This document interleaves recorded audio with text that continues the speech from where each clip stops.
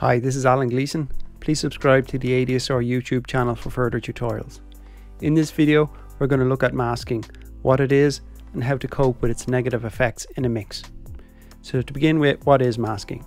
Masking occurs when two sounds similar in frequency are combined together. What generally happens is the louder sound partially or completely masks the lower sound, affecting its tonal quality in the mix. This not only happens to the fundamental frequency of sounds, but also the harmonics of sounds, making them sound weaker, quieter, or even disappear from a mix. To give an example of this, I'll play a single sine tone at 1000 Hz. When I add in a second tone at the same frequency, all that occurs is that the signal gets a few decibels louder. As I adjust the frequency of the second sound, you'll start to hear two frequencies, but they're not distinct in that we're not hearing two separate frequencies. If I was to adjust the level of the second tone, making it a bit quieter, the first tone that we're listening to of 1000 Hz dominates the mix. It's only when I get further away from 1000 Hz that we can purely hear the two tones. And now the volume adjustment that I made before is having less of an effect on the clarity of the two frequencies. So now that there's more separation in the frequency of sound, the two sounds can be heard more clearly, as opposed to when the sounds are closer together. The louder sound quickly dominates. So that's what happens with individual frequencies. But when we're listening to a mix, we're never really listening to individual frequencies like that. So I'll just listen to the second oscillator to begin with, and I'll set it to 900 Hz. So I'll listen to it by itself to begin with. I'll just reset the volume here. And what I'm going to do is I'm going to contrast it with three other oscillators. They're all going to produce the same volume output, but because they're going to increase in harmonics, it's going to be more difficult to actually hear my voice. So the first one will be a sine tone, the second one is a sawtooth, and the third oscillator is a white noise generator. So I'll repeat the experiment here. So when I'm playing and talking over this sound, you can still hear my voice clearly. When I exchange this sine wave for a sawtooth, because this is now containing more harmonics, it can be slightly harder to hear my voice. If I exchange this for a white noise oscillator, this is now taking up more frequencies in the mix, and it can become harder to hear my voice with true clarity. So when we're dealing with masking in a mix, we're always working with combined elements. Things can sound great by themselves, but it's when sounds are mixed together is our main concern. So I'll turn off this tone, and masking is often more apparent when you're working in mono. So I'm going to go to my master bus, and I've got a utility here that I'm going to turn on and put the mix into mono. So I have a track that I'm working on here, and I'll just play a loop of it.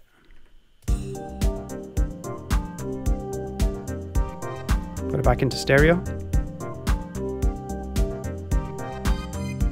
back into mono. So one of the best ways to avoid masking is to be conscious of it from the beginning of a track. So when you're composing a track, it's a good idea not to be creating all your parts with similar timbres and in the same frequency range. To give an example of this, I'll just solo my bass instrument.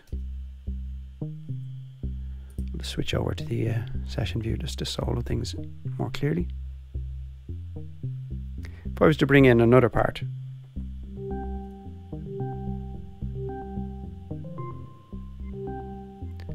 I could think about maybe trying this at different octaves. Okay, so an octave lower, that's more conflicting with the bass sound. When I bring it up an octave, I'm hearing it more clearly. The notes have their own space in the frequency range, and they're not clashing so much with the bass. If I try it even an octave higher, we're getting even more separation there. But I'll put it back to the central position again, and I'll bring in another sound.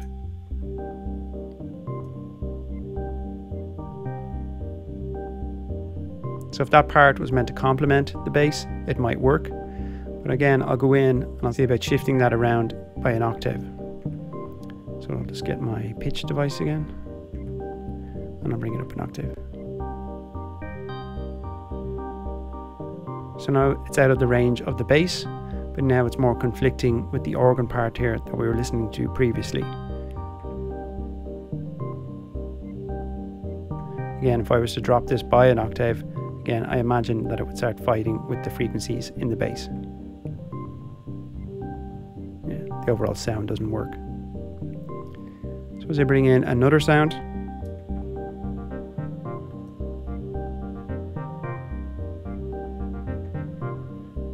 You can view the parts as you're building up in arrangement, similar to like you would building up a chord. When you're building up a chordal structure, you're not playing the same note on different instruments and layering that against each other. You're generally playing different chords in different registers so that the frequencies don't clash and they create an overall harmonious sound. So by stacking the layers, giving them their own frequency range, you avoid combining frequencies that are very close to each other. This will naturally occur anyway when you're playing a song in a particular key, but it's good to be aware of from the beginning of the arrangement.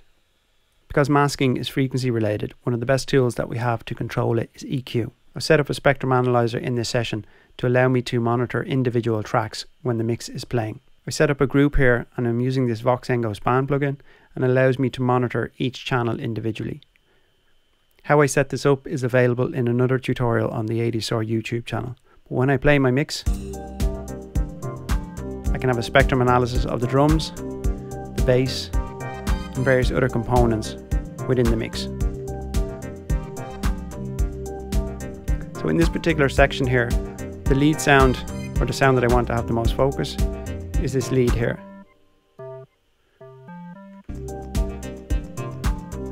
When I'm listening to it in stereo, it's cutting through quite well.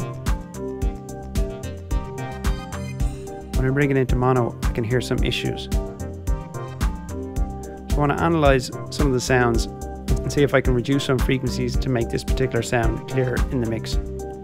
So the sound I'm interested in making more clear is the FM lead, which is this sound here. What this spectrum analysis configuration allows me to do is combine it with other elements in the mix. So what I'm going to look for is sections where the frequency of the section in blue here has been masked by other elements in the mix. So I don't really have any issues with the bass there. Try the organ. Possibly have an issue in this area here where the two frequencies are overlapping. So I'm just going to adjust my crosshair and figure out what frequency that is.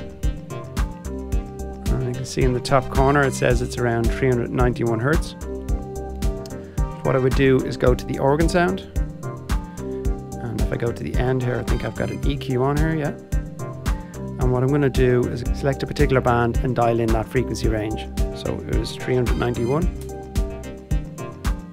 And when I turn on the EQ, I'm also filtering out some of the low end that's not necessary in the sound. So when I turn on this band and reduce the gain, I'm just going to adjust the Q there. I can see now in this frequency there's less overlap between those two sounds. I'll just overemphasize this sound or this frequency so you can hear what I'm talking about.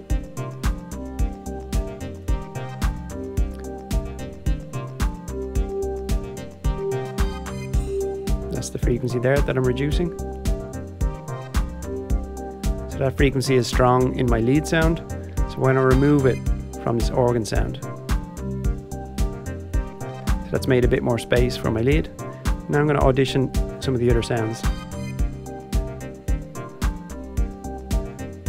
So you can see that I have that same frequency issue with my keys track. So I could go there and do the same thing. So I've already set up around that range on this track. So I'll just type in again 391. So I left less conflict in that area there. Just bypass it.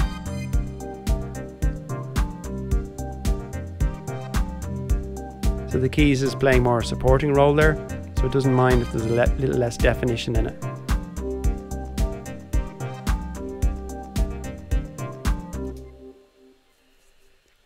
So with a bit of subtractive EQ there, I've reduced the masking that was occurring between two of the sounds and the lead sound that I wanted to have more emphasis on in the mix.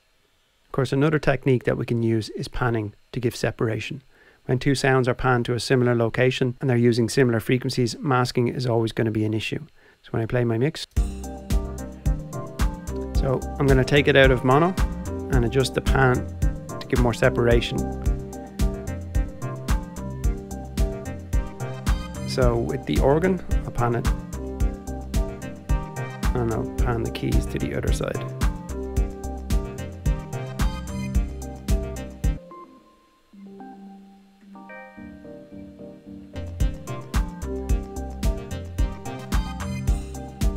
So that's giving this sound here a bit more space in the mix. Because they're all sharing similar frequencies, I'm getting a wider stereo image, and I'm reducing the effect of masking.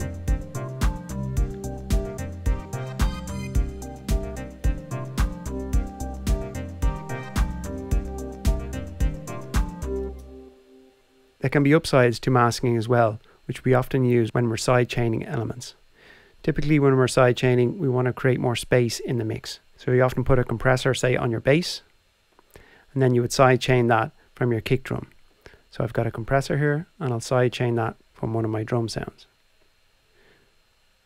So I'll call up my bass drum. And now when the kick drum hits, it will attenuate the bass. So this is taking advantage of masking, as because they're both occupying the same frequency range, when one is attenuated, we're not necessarily noticing the other being attenuated, and we're giving focus to the kick drum sound.